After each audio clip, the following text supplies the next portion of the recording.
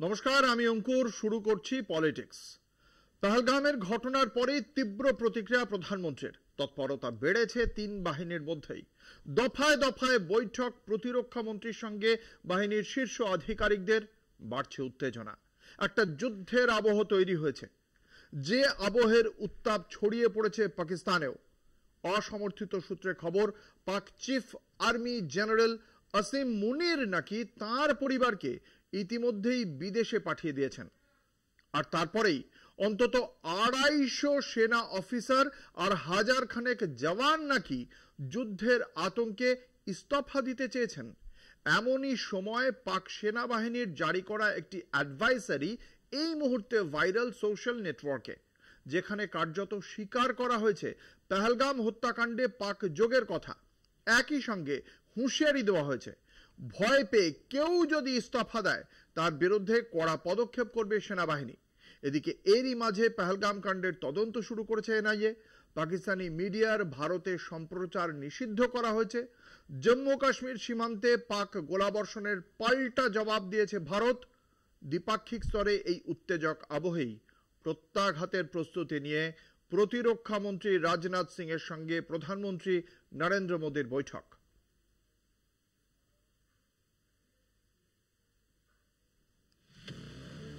জম্মু কাশ্মীরের সংবিধানের ৩৭০ ধারা লোপের পর সর্বাধিক বড় মাপের প্রাণঘাতী জঙ্গি হামলা ঘটে পেহেলগামে। এক স্থানীয় কাশ্মীরি সহ মোট ২৬ জনকে হত্যা করেছে পাক মদতপুষ্ট জঙ্গিরা। স্বভাবতই এই ঘটনায় ভারত সহ গোটা বিশ্বই নিন্দায় সরব। পাকিস্তান অবশ্য যথারীতি জঙ্গি হামলার দায় নিতে অস্বীকার করেছে। ভারত সিন্ধু জলচুক্তি খারিজের কথা ঘোষণা করার পাল্টা পাকিস্তান সিমলা চুক্তি রদের সিদ্ধান্ত নিয়েছে। তদন্তে নেমেছে এনআইএ। জঙ্গিদের খোঁজ চলছে। এরই মধ্যে নিয়ন্ত্রণ রেখায় যুদ্ধবিরতি লঙ্ঘন করে কুপওয়ারা ও পুঞ্চ জেলার সীমানার ওপার থেকে পাক সেনা গুলিবর্ষণ চলেছে গত দুদিন ধরে। ভারতে সম্প্রচারিত পাক মিডিয়া নিষিদ্ধ করেছে কেন্দ্র। ডন টিভি, জিও টিভির মতো নামজাদা খবরের চ্যানেলের সঙ্গে ইউটিউব মিলিয়ে ১৬টি সংস্থার সম্প্রচার ভারতে বন্ধ করল কেন্দ্রীয় সরকার। পাক জঙ্গিদের যোদ্ধা বলে উল্লেখ করায় বিবিসিকেও সতর্ক করে দিয়েছে বিদেশ দপ্তর। এদেশে বিবিসির প্রধান জ্যাকি মর্টিনকে বিদেশ মন্ত্রকের প্রচার বিভাগে চিঠি দিয়ে ভারতের আপত্তির কথা জানিয়ে সতর্ক করা হয়েছে। কাশ্মীরে পর্যটকদের যেন ভারত হত্যা করেছে, এমনই বিভ্রান্তিকর সংবাদ বিবিসি পরিবেশন করেছে বলে অভিযোগ বিদেশ মন্ত্রকের। একদিকে পাক মিডিয়ায় ভারত বিরোধী কুৎসা, অন্যদিকে সীমান্ত এলাকায় প্ররোচনাহীন গুলিবর্ষণ পেহেলগাম উত্তর পর্বে ভারত পাক সম্পর্কের অবনতি ত্বরান্বিত করে চলেছে। ভারত ও পাকিস্তানের চলতি উত্তেজনা প্রশমনের বার্তা দিয়েছে মার্কিন প্রশাসন। অন্যদিকে চীনের তরফে পাকিস্তানের পাশে থাকার বার্তা দিয়েছে। কূটনৈতিক ও প্রশাসনিক পদক্ষেপের পাশাপাশি সামরিক স্তরে ভারতও প্রত্যাঘাতের প্রস্তুতি শুরু করেছে। প্রতিরক্ষা বিভাগের সঙ্গে বৈঠকের পর সোমবার প্রধানমন্ত্রী মোদীর সঙ্গে তার বাসভবনে প্রায় ৪০ মিনিট আলোচনা করেন বিভাগীয় মন্ত্রী রাজনাথ সিং। সেখানে নিরাপত্তা উপদেষ্টা অজিত ডোভালও হাজির ছিলেন। সর্বদল বৈঠকে বিরোধীদের সঙ্গে ঐক্যমত হওয়ার প্রেক্ষিতে প্রতিরক্ষা বিষয়ক সংসদীয় স্ট্যান্ডিং কমিটির বৈঠক ডাকায় সামগ্রিক পরিস্থিতি বাড়তি মাত্রা পেয়েছে বলেই রাজনৈতিক মহলের ধারণা। কলকাতা টিভি।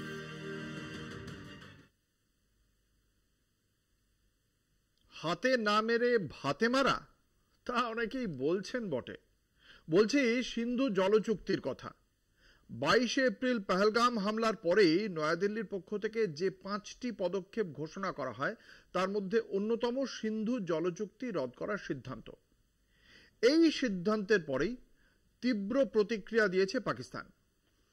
বিলাওয়াল ভুট্টো থেকে পাক নেতাদের অনেকেই অনেক হাত পা ছুঁড়ে বক্তব্য রেখেছেন। তারপরে সিমলা চুক্তি বাতিলের ঘোষণা করে ইসলামাবাদ। আসলে জলই যে জীবন, ভারতের সিন্ধু চুক্তি স্থগিতে সে কথা আরও একবার প্রমাণ করল পাকিস্তান। সিন্ধুর গতিপথ রুদ্ধ করার সিদ্ধান্ত যে তারা এক প্রকার যুদ্ধ হিসেবে নিচ্ছে এবং ভারতকে তার মূল্য চোকাতে হবে, সেই হুঁশিয়ারি দিয়ে রেখেছে পাক প্রশাসন। কিন্তু ভারতের সিন্ধু চুক্তি স্থগিতের সিদ্ধান্ত পাকিস্তানের কোন পাকা ধানে মই দিল?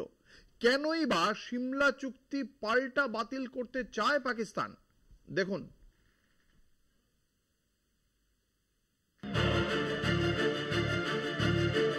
পেহেলগাম গণহত্যার প্রতিশোধে পাকিস্তানকে ভাতে মারার প্রক্রিয়া শুরু ভারতের।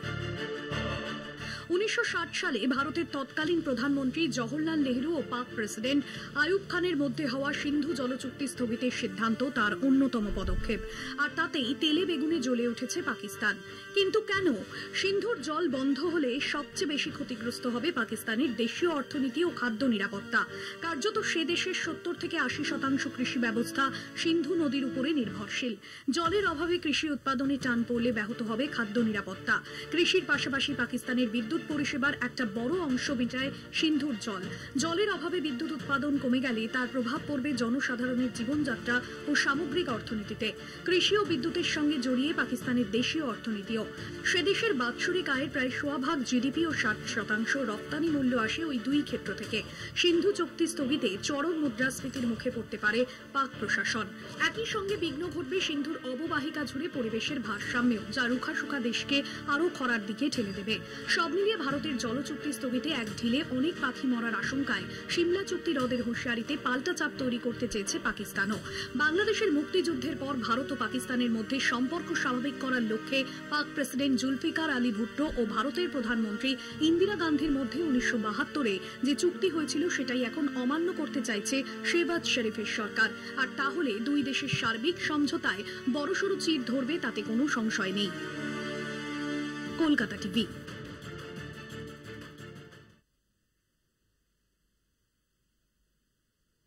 পাহেলগাম ঘটনার আবহে তৈরি হয়েছে নতুন করে হিন্দু মুসলিম বিভাজনের জিগির। বিজেপি শিবির এই হিন্দু মুসলিম বিভাজনের জিগিরকে জিইয়ে রাখতে চাইছে, আর সেই কারণেই ঠিক এই আবহে এই হিন্দু মুসলিম বিভাজনের জিগিরের মধ্যেই নতুন করে তৈরি হলো আরো একটি সিদ্ধান্ত প্রকাশ্যে এলো। আগেই বাদ পড়েছিল সালতানাত। মোগল সাম্রাজ্যের জন্য বরাদ্দ হয়েছিল মাত্র 2 পাতা। এনসিইআরটির পাঠ্য বইয়ের কথা বলছি। 2022-23 কোভিড পর্বে লকডাউন আতঙ্কের মধ্যেই পাঠ্য বইয়ে দেশের ইতিহাসেও কাঁচি চালিয়েছিল বিজেপি সরকার। এবার আবার ফের পাঠ্য বই থেকে বাদ মোগল সাম্রাজ্য। ক্লাস 7-এর সোশ্যাল স্টাডিজের নতুন সিলেবাসে বাদ গেল মোগল সাম্রাজ্য। নতুন অন্তর্ভুক্ত হলো মগধ, মৌর্য, শুঙ্গ এবং সাতবাহন সাম্রাজ্যের কথা। সেক্রেড জিওগ্রাফি বা পবিত্র ভূগোলের মতো একটি অধ্যায় রাখা হয়েছে। সেখানে 12টি জ্যোতির্লিঙ্গ, শক্তিপীঠ, 4 ধাম যাত্রা রাখা হয়েছে পাঠ্য হিসেবে। আর কি, আর কুম্ভ মেলাও যুক্ত হয়েছে পাঠ্য হিসেবে। তার সঙ্গে কেন্দ্রের সফল প্রকল্প হিসেবে make in India, Beti Bachao Beti Padhao এবার পড়বে পড়ুয়ারা। বিজেপি সরকারের হিন্দুত্বের দৃষ্টিভঙ্গি আসলে একেবারে তৃণমূল স্তর থেকে পড়ুয়াদের উপর চাপিয়ে দেওয়ার চেষ্টা করা হচ্ছে। সাবধান সরকার, এই পড়ুয়ারা তোমার পাঠশালায় পড়ে আবার তোমার বিরুদ্ধেই না আঙুল তুলতে শেখে। অনাচার করো যদি, রাজা তবে ছাড়ো গদি। যারা তার ধামাধারী তাদেরও বিপদ ভারী।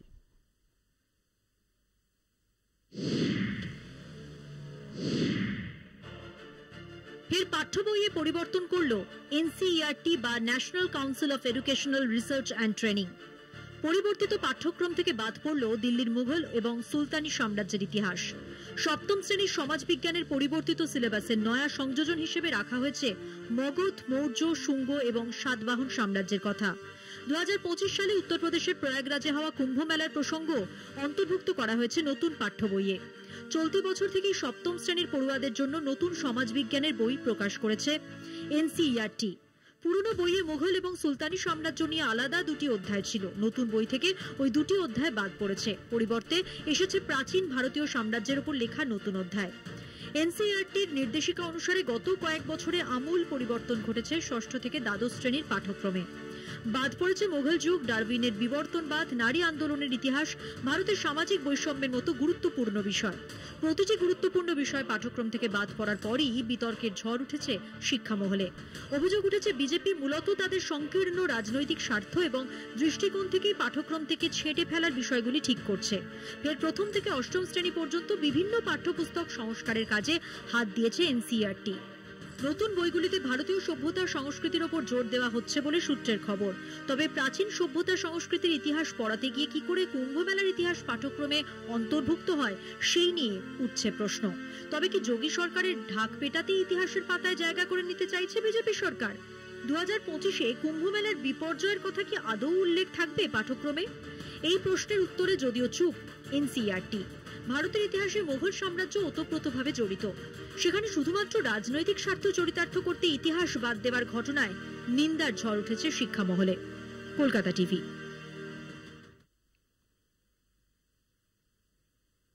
একটা ছোট বিরতির পর ফিরে আসছি, সঙ্গে থাকুন। স্কুল সার্ভিস কমিশনের 26,000 চাকরি বাতিল নিয়ে আদালতের নির্দেশ কার্যকর করা হয়নি। এই অভিযোগে আদালত অবমাননার মামলা দায়ের হয় কলকাতা হাইকোর্টে। রাজ্যের বক্তব্য ছিল আদালত অবমাননার শুনানি করতে পারে সুপ্রিম কোর্ট। এখানে তৈরি হয় সংঘাত। আজ সেই মামলার শুনানি ছিল হাইকোর্টে। এসএসসির 26,000 চাকরি বাতিলে আদালত অবমাননার মামলায় সব পক্ষের বক্তব্য চাইল হাইকোর্ট। বিকাশ রঞ্জন ভট্টাচার্যের বক্তব্যের পাল্টা যুক্তি দিতে হবে রাজ্য, পর্ষদ ও মামলায় সংযুক্ত অন্যান্য আইনজীবীদের। অন্যদিকে প্রাথমিকের 32,000 চাকরি বাতিল মামলায় আবেদনের পাহাড়, কিন্তু এত আর্জি আলাদা আলাদা করে শোনা অসম্ভব। তাই আইনজীবীদের লিখিত বক্তব্য জমা দিতে নির্দেশ বিচারপতি তপব্রত চক্রবর্তীর ডিভিশন বেঞ্চের। সুপ্রিম কোর্টের নির্দেশে এসএসসির 26,000 চাকরি বাতিল, প্রমাণিত অযোগ্যদের বেতন ফেরত সহ একাধিক নির্দেশ দিয়েছে শীর্ষ আদালত। তবে সেই নির্দেশ কার্যকর হচ্ছে না বলে অভিযোগ তুলে গত সপ্তাহে আদালত অবমাননার মামলা দায়ের হয় কলকাতা হাইকোর্টে। সোমবার সেই মামলার শুনানি ছিল কলকাতা হাইকোর্টের বিচারপতি দেবাংশু বসাক ও বিচারপতি মোহাম্মদ সাব্বার রশিদের ডিভিশন বেঞ্চে। সুপ্রিম কোর্টে বিচারাধীন থাকলে সেই মামলায় হাইকোর্টে আদালত অবমাননার মামলা করা যায় কি, এই প্রশ্ন তুলে এদিন সওয়াল করে রাজ্য। রাজ্যের আইনজীবী পার্থসারথী সেনগুপ্তর সওয়াল, সুপ্রিম কোর্টে মামলা বিচারাধীন থাকলে সেই মামলায় হাইকোর্টে আদালত অবমাননার মামলা হতে পারে না। বোম্বে হাইকোর্টের নির্দেশের কপি দিয়ে উল্লেখ করলাম। স্কুল সার্ভিস কমিশনের আইনজীবী সপ্তাংশু বসু বলেন, হাইকোর্ট এই মুহূর্তে আদালত অবমাননার মামলা শুনতে পারেন না। রাজ্য এসএসসির পাল্টা সওয়াল বঞ্চিত চাকরি প্রার্থীদের আইনজীবী বিকাশ রঞ্জন ভট্টাচার্যের।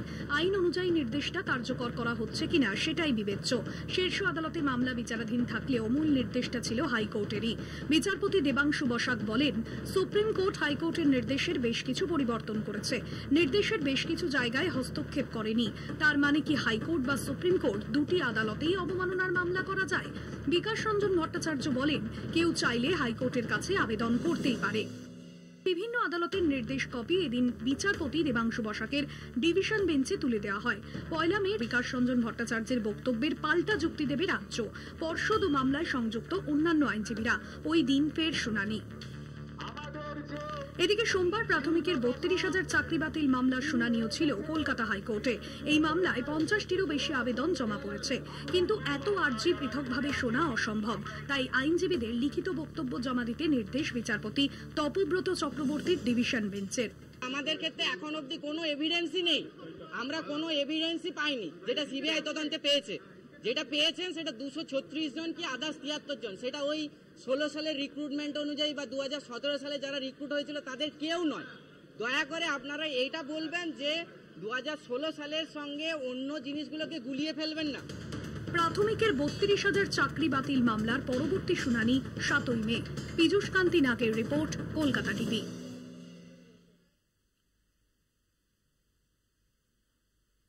বাঙালির ঘুরতে যাওয়ার তালিকায় প্রাথমিক পছন্দে যেগুলো থাকে তা হলো দীপুদা, অর্থাৎ দীঘা, পুরী, দার্জিলিং।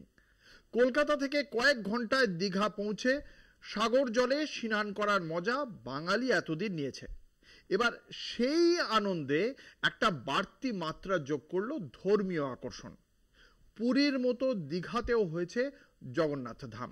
অক্ষয় তৃতীয়া হতে চলেছে সেই জগন্নাথ মন্দিরের উদ্বোধন।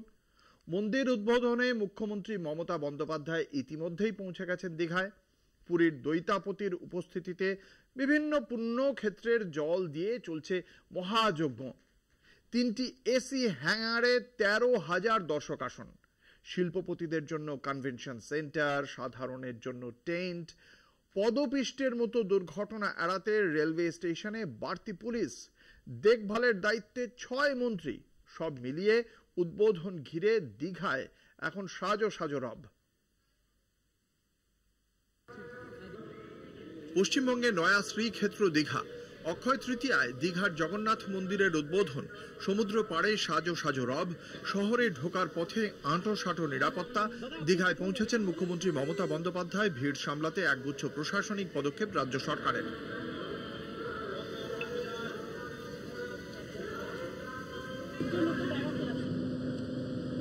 এখানে একটা তীর্থস্থান হলে পর্যটকদের আকৃষ্ট করে, আর আমি মনে করি যে দীঘা সৈকত সরণিতে যে জগন্নাথ ধাম তৈরি হয়েছে, এটা হাজার হাজার বছর ধরে বাংলার স্থাপত্য, বাংলার যে নতুন প্রজন্মের জন্য, পুরনো প্রজন্মের জন্য বা এখনো যারা আছে সবার জন্য নতুন একটা কৃষ্টি, একটা সংস্কৃতি, একটা সংস্কৃতি, এটা উচ্চ শিখরে যাবে। এটা ইন্টারন্যাশনাল প্লেস অফ ট্যুরিজম হবে। রাজ্য সরকারের পক্ষ থেকে কাকে কি দায়িত্ব? জগন্নাথ মন্দিরের উদ্বোধনের প্রস্তুতির দায়িত্বে রাজ্যের মন্ত্রী অরূপ বিশ্বাস, স্নেহাশিস চক্রবর্তী, চন্দ্রিমা ভট্টাচার্য, সুজিত বসু, ইন্দ্রনীল সেন, পুলক রায়। রাজ্যের মন্ত্রী ফিরহাদ হাকিম কলকাতা থেকে আসার বিষয়টি দেখভালের দায়িত্বে। DG police, director security, chief secretary, রাজ্য সরকারের উচ্চপদস্থ কয়েকজন আধিকারিক 28 তারিখ থেকে দীঘায় দেখভালের দায়িত্বে থাকবেন। যে সমস্ত পুলিশ আধিকারিক ও পুলিশ কর্মচারী গঙ্গাসাগরে দায়িত্ব সামলেছেন তাদেরই দীঘায় রাখার নির্দেশ দেওয়া হয়েছে। মন্দির কর্তৃপক্ষ সূত্রে খবর, অক্ষয় তৃতীয়ার দিন জগন্নাথ মন্দিরের আনুষ্ঠানিক উদ্বোধন হলেও উপাচার শুরু হয়ে গিয়েছে কয়েকদিন আগে থেকেই। পুরীর মন্দিরের রাজেশ দৈতাপতির নেতৃত্বে শুরু হয়েছে শান্তিযজ্ঞ। রাজ্য সরকারের পক্ষ থেকে ব্যবস্থা, ভিড় এড়াতে ও সকলের কাছে উৎসবের ছবি পৌঁছে দিতে প্রতিটি জেলার ব্লকে ব্লকে এলইডি স্ক্রিন লাগানো হচ্ছে। দীঘায় 3টি এসি হ্যাঙ্গার তৈরি করা হয়েছে। যজ্ঞস্থলে অনুমতিপ্রাপ্তরা কেবলমাত্র যেতে পারবেন। জুতো, মোবাইল ও যে কোনো ধরনের চামড়ার দ্রব্য নিয়ে যাওয়া নিষেধ করা হয়েছে। জিনিসপত্র রাখার জন্য ক্লোকরুমের ব্যবস্থা। শিল্পপতিদের থাকার জন্য কনভেনশন সেন্টারের ব্যবস্থা। দীঘার রেল স্টেশনে পদপিষ্টের মতো ঘটনা এড়াতে প্রযুক্তিগত ব্যবস্থা। মন্দির সংলগ্ন এলাকায় থাকবে হেলথ ক্যাম্প, অ্যাম্বুলেন্স ও দমকল। 29 ও 30 এপ্রিল প্রবীণদের জন্য গ্রিন কারের ব্যবস্থা। ভিড়ে নজর রাখতে হাওড়ায় থাকবে ওয়াচ টাওয়ার ও সিসিটিভির নজরদারি। সব মিলিয়ে জগন্নাথ দেবের মন্দির উদ্বোধনের দিকে তাকিয়ে রাজ্যবাসী, অপেক্ষা মহেন্দ্রক্ষণের। দীঘা থেকে দুর্গাদাস বন্দ্যোপাধ্যায়ের report, Kolkata TV.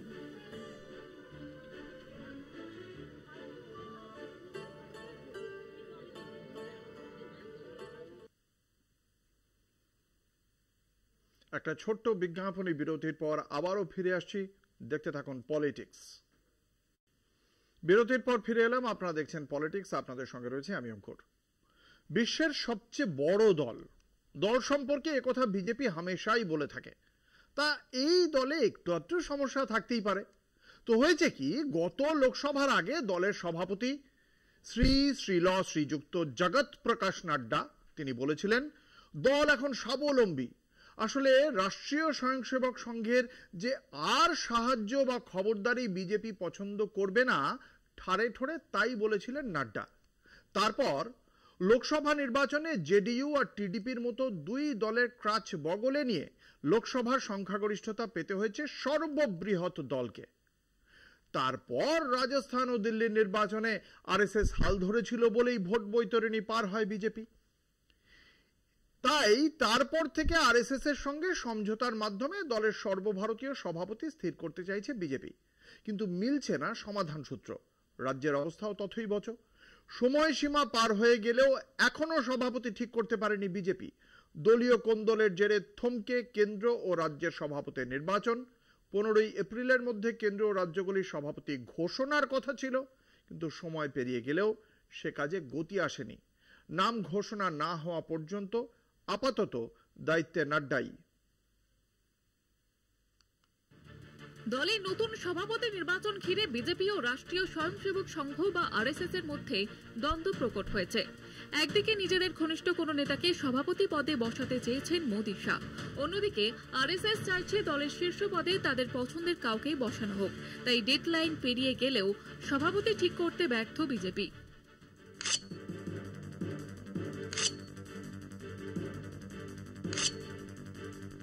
30 March নাগপুরে RSS এর দপ্তরে বৈঠকের পরেও সভাপতি নির্বাচন ঘিরে দ্বন্দ্বের শেষ ছিল না। তখন স্থির হয়েছিল 15 এপ্রিলের মধ্যে কেন্দ্রীয় সভাপতি সহ বিভিন্ন রাজ্যের সভাপতির নাম ঘোষণা হবে, কিন্তু এপ্রিল মাস শেষ হতে চলল, এখনো কোনো নাম সর্বসম্মতিক্রমে ঠিক করতে পারল না বিজেপি। সেই জট কাটাতে একের পর এক বৈঠকে বসেছেন শীর্ষ নেতারা, কিন্তু সুরাহা কোথায় উঠছে প্রশ্ন। এর আগে সভাপতি প্রশ্নে ঐক্যমত্যে পৌঁছতে মোদির বাসভবনে বৈঠক থেকে উঠে আসে একাধিক সম্ভাবনা।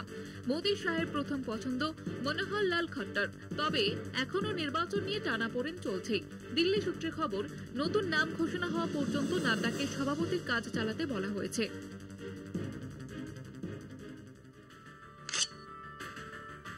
দলের সংবিধান অনুসারে সর্বভারতীয় সভাপতি নির্বাচনের আগে কমপক্ষে 19টি রাজ্যে সভাপতি নির্বাচন সম্পন্ন করতে হবে।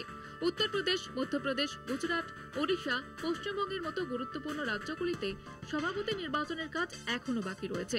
এদিকে পশ্চিমবঙ্গের রাজ্য সভাপতি নির্বাচন ঘিরেও নানা জল্পনা। হাতে আর একটা বছর, বিধানসভা নির্বাচনের আগে দলের ভিত মজবুত করতে কার উপরে ভরসা করবে পদ্ম শিবির, সেই নিয়েও চলছে কাটাছেঁড়া। শুভেন্দু অধিকারীর পছন্দের তালিকায় যার নাম রয়েছে তাকে মোটেও পছন্দ নয় সংঘের, অন্যদিকে সংঘের পছন্দের প্রার্থী নাপসন্দ শুভেন্দুর। কোন সূত্রে সমাধান, সেই উত্তরই খুঁজছে পদ্ম শিবির। কলকাতা টিভি।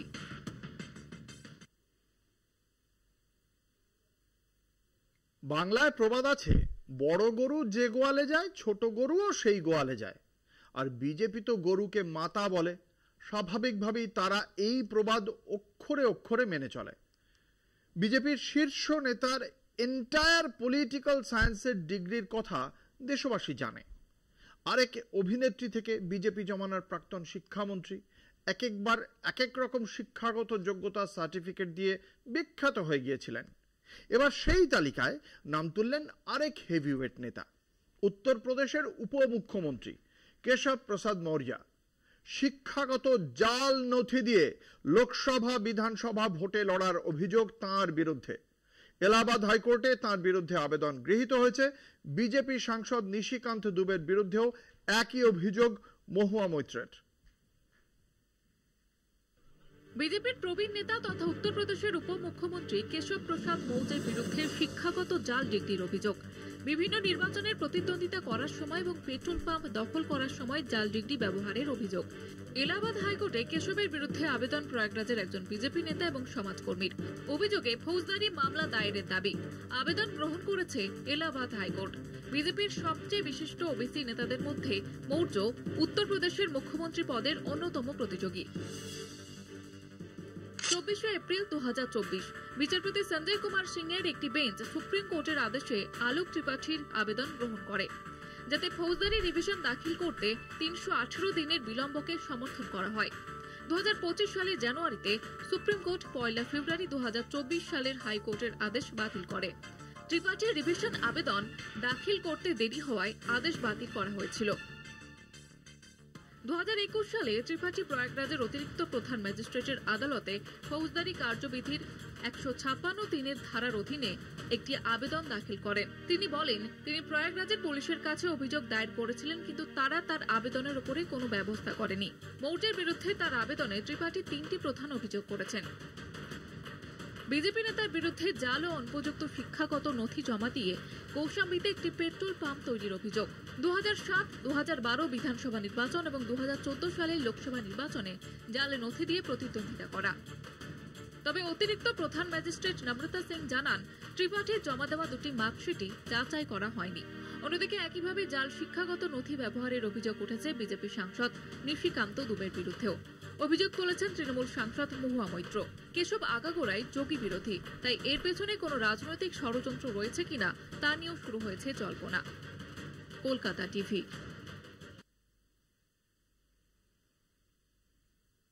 আবার একটা বিরতির পর ফিরছি, সঙ্গে থাকুন। মহারাষ্ট্রে পর পর বাতিল হচ্ছে একনাথ শিন্ডের সিদ্ধান্ত, কিন্তু কেন? ফডনবিস শিন্ডে এই জোটে কি ফাটলের ইঙ্গিত? ঘটে যাওয়া ঘটনা যেন সে কথাই বলছে। গত 4 মাসে বিভিন্ন ঘোষিত সিদ্ধান্ত থেকে পিছু হটতে হয়েছে মহারাষ্ট্রের ফডনবিস সরকারকে। এর ভেতরে কিছু সিদ্ধান্ত ফডনবিসের হলেও বেশিরভাগটাই কিন্তু শিন্ডের। কিন্তু কেন? শিন্ডের সঙ্গে বিরোধ, নাকি মুখ্যমন্ত্রী হিসেবেই দুর্বল ফডনবিস? গত 4 মাসে শিন্ডের বিরোধিতায় কি কি পদক্ষেপ করেছে ফডনবিস সরকার, দেখে নিন একবার। তামিলনাড়ুর ডিএমকে সরকার বলেছিল হিন্দি তারা বাধ্যতামূলক তো দূরের কথা পড়াবেই না। আর মহারাষ্ট্রের ফডনবিস সরকার ঘোষণা করেছিল মহারাষ্ট্রে 1ম থেকে 5ম শ্রেণী পর্যন্ত হিন্দি বাধ্যতামূলক। হিন্দি বিরোধিতায় উদ্ধব এবং রাজ ঠাকরের বৈঠকের খবর পেয়েই কার্যত ভয় পেয়ে বিজেপি সরকার প্রত্যাহার করে নিল হিন্দি নিয়ে বাধ্যতামূলক শর্ত। মহারাষ্ট্র স্টেট ট্রান্সপোর্ট কর্পোরেশন 1310টি বাস লিজে চালাতে দেবে বলে টেন্ডার দিয়েছিল, কিন্তু মার্চে মুখ্যমন্ত্রী ফডনবিস ঘোষণা করেছেন প্রকল্প বাতিল। ভোটের ঠিক আগে ডিসেম্বরে শিন্ডে সরকার এই সিদ্ধান্ত নিয়েছিল। পরিবহন দপ্তর ছিল শিন্ডের হাতেই। পরের ঘটনা স্কুলের পোশাক বিতর্ক। বেসরকারি স্কুলগুলির আপত্তি উড়িয়ে শিন্ডে সরকার খুব ধুমধাম করে রাজ্যের সব স্কুলের জন্য ঘোষণা করেছিল ওয়ান স্টেট ওয়ান ইউনিফর্ম নীতি। চলতি মাসে সেই পোশাক নীতি বাতিল ঘোষণা করেছে ফডনবিস সরকার। গত জুন মাসে শিন্ডে ফডনবিসের বিজেপি সরকার ঘোষণা করেছিল প্রতিটি স্কুলে মিড ডে মিলের সঙ্গে একটি করে মিষ্টি দেওয়া হবে পড়ুয়াদের।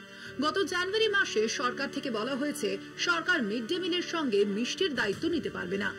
শিন্ডে মুখ্যমন্ত্রী থাকাকালীন সরকারি হাসপাতাল সাফাইয়ের কাজে আধুনিক প্রযুক্তি ব্যবহার করা হবে বলে বিভিন্ন যন্ত্রের জন্য 3200 কোটি টাকার একটি পরিকল্পনা নেওয়া হয়। সেই প্রক্রিয়ায় স্থগিতাদেশ জারি করেছে ফডনবিস সরকার। নোডাল এজেন্সির মাধ্যমে ন্যূনতম সহায়ক মূল্যে ফসল কেনার জন্য শিন্ডে সরকারের যে নীতি ছিল, নতুন ফডনবিস সরকার তা বাতিল করে একটি নতুন কমিটি তৈরি করে দিয়েছে ফসল কেনার পদ্ধতি ঠিক করতে। মহারাষ্ট্রের প্রত্যেক মন্ত্রীকে একটি করে জেলার বিশেষ দায়িত্ব দেওয়ার বা গার্ডিয়ান মিনিস্টার ঘোষণা করার যে নীতি, তা নিয়েও ফডনবিস সরকারের সঙ্গে একনাথ শিন্ডের শিবসেনার গোলমাল তুঙ্গে। নাসিক এবং রায়গড় এই 2 জেলা নিয়ে মতবিরোধের ফলে এই 2 জেলার গার্ডিয়ান মিনিস্টার কারা হবেন তা ঘোষণা করতে পারেনি ফডনবিস সরকার। একটি বিষয় পরিষ্কার, যত সিদ্ধান্ত বাতিল করা হয়েছে তার অনেকগুলোই শিন্ডে সরকারের নেওয়া। রাজনৈতিক বিশেষজ্ঞরা এই সব ঘটনা পরম্পরাকে বিজেপি শিবসেনার বিরোধী হিসেবেই দেখছেন। কলকাতা টিভি। বিহার বিধানসভা নির্বাচনের শেষ কথা বলবে ওয়াকফ সংশোধনী বিল। রাজনৈতিক মহলের দাবি সংসদে এই বিল পাশে নীতিশের সমর্থনকে মোটেও ভালো চোখে নেয়নি রাজ্যের মুসলিম জনগোষ্ঠী। দলের মুসলিম ভোটাররা মুখ ঘুরিয়েছেন আরজেডির দিকে বলেও মত এক দলের। এদিকে ক্ষমতায় এলেই ওয়াকফ সংশোধনী বিল ডাস্টবিনে ছুঁড়ে ফেলার হুঁশিয়ারি তেজস্বী যাদবের। ফলে সব মিলিয়ে বিহার এখন ওয়াকফ জল্পনায় সরগরম।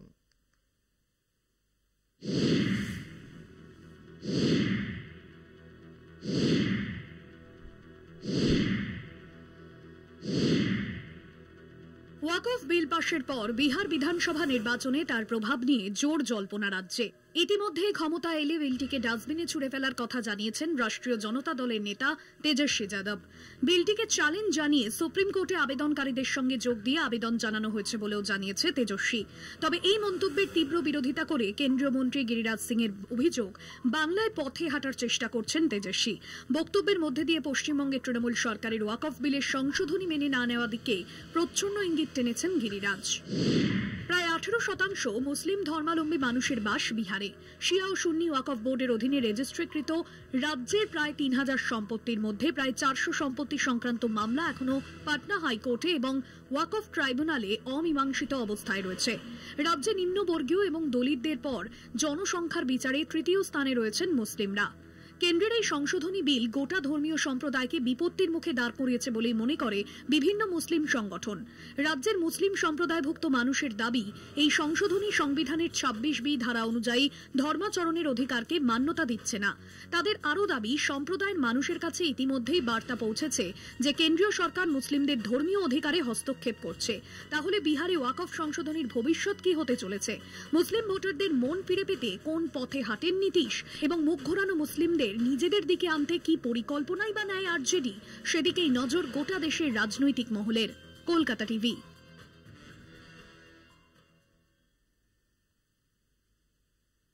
পলিটিক্স আজ এ পর্যন্তই। দেখতে থাকুন কলকাতা টিভি। রাত দিন, সাত দিন।